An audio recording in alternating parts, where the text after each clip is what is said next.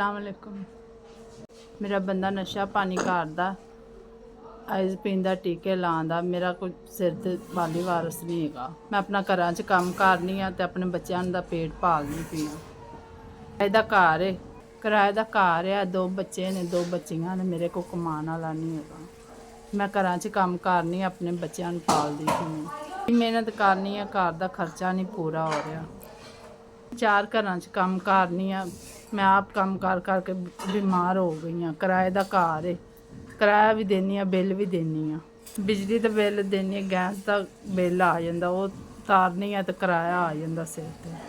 हालात बहुत खराब ने, पूरी नहीं पैंदी। बच्चे ने बीमार हो जान तो परेशानी बन जाती। तुहाडी मेहरबानी, मेरी मदद करो।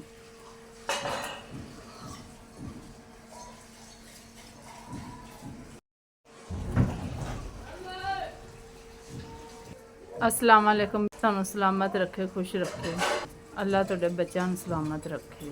अल्लाह तुहानू झोलियां भर भर के देवे, किसी शै दी कमी ना छड्डे। तुहाडा 5000 पहुंचे, भैन भरावां दी खैर करे, तुहाडे बच्चों दी खैर करे, तुहाडी खैर करे। अल्लाह साडे गरीबां दा ख्याल रखदे। अल्लाह तुहानू भर भर के झोलियां देवे। अल्लाह तुहानू इंज ही देंदा रहे, तुसीं इंज ही वंडदे रहो। तरक्कियां कामयाबियां होण तुहाडी। तुहाडा भला होवे। तुहाडा बहुत शुक्रिया।